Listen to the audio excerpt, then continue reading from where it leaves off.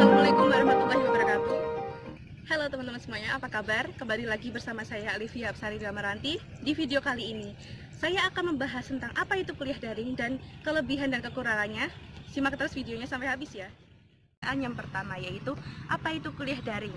Kuliah daring adalah kuliah yang dilakukan oleh mahasiswa dan juga dosen dilakukan secara online, yaitu melalui berbagai macam aplikasi yang disediakan oleh internet atau Google, maupun berbagai aplikasi yang disediakan oleh App Store maupun Play Store. Saya akan memaparkan tentang kekurangan dari kuliah daring yang saya rasakan. Nah, saya sebagai mahasiswa yang mengikuti kuliah daring, itu saya merasakan kekurangan dan kendala untuk mengikutinya, yaitu yang pertama dari koneksi internet.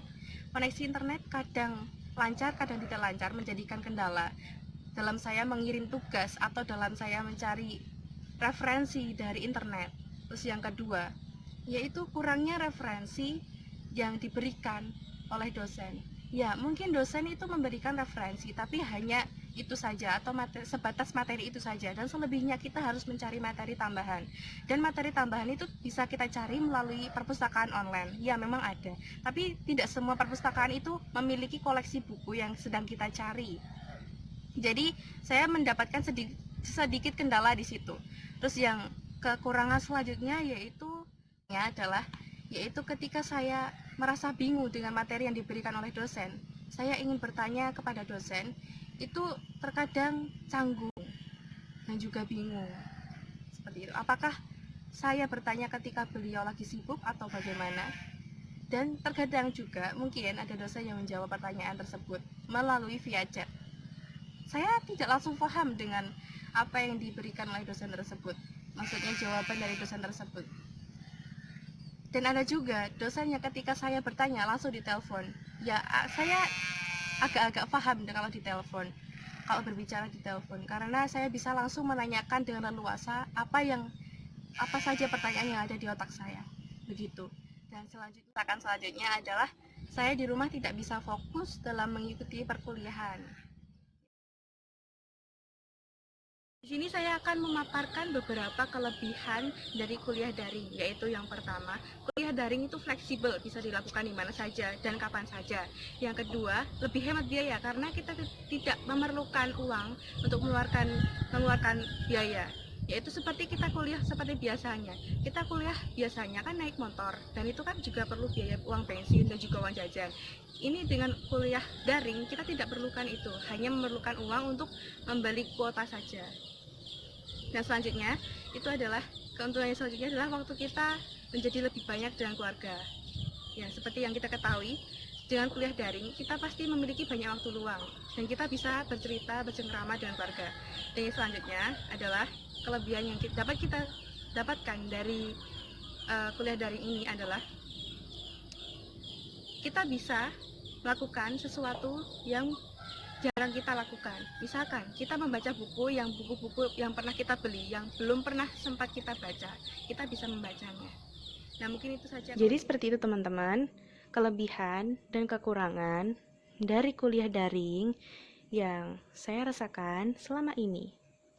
Selanjutnya, saya akan membagi sedikit tips untuk kalian semua agar tidak bosan ketika sedang menjalankan isolasi mandiri. Kali ini saya akan membagikan tips buat kalian semuanya yang bisa kalian lakukan di dalam rumah tanpa harus keluar rumah dan untuk mengurangi resiko terpaparnya COVID-19 dan juga sekaligus mengikuti instruksi dari pemerintahan untuk kita melakukan social distancing dan juga isolasi mandiri agar kita terhindar dari penyakit COVID-19 atau corona. Oke, jadi yang pertama yang bisa kita lakukan yaitu kita bisa menjaga kesehatan kita dengan mengatur pola hidup sehat, makan makanan bergizi, dan juga selalu mencuci tangan. Dan kita bisa melakukan aktivitas yang di dalam rumah, yaitu kita bisa berolahraga, senam, ataupun yoga. Dan selanjutnya, untuk menjaga kesehatan kita juga bisa berjemur di sinar matahari, di bawah sinar matahari. Kita bisa melakukannya di luar rumah. Dan jaraknya tidak perlu jauh-jauh, hanya di depan rumah saja. Apabila sudah terkena sinar matahari, ya kita berjemur di depan rumah saja. Terus selanjutnya itu tips yang ketiga ya. Tips yang ketiga itu kita bisa menyibukkan diri kita sendiri dengan mencari tahu atau mencari berbagai macam informasi tentang COVID-19 ini, tentang perkembangan penyakit ini, dan kita bisa lebih meningkatkan keamanan kepada diri kita sendiri. Dan kita bisa menyibukkan diri dengan hal yang lainnya seperti membaca buku, kita bisa berselancar di YouTube ataupun di WhatsApp, sosial media lainnya.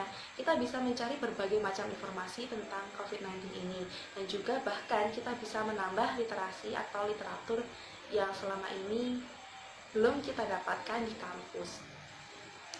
Oke, selanjutnya terakhir buat kalian semuanya, mungkin kita bisa mengisi waktu luang kita selain dengan membaca buku, berselancar di sosial media, ataupun berolahraga.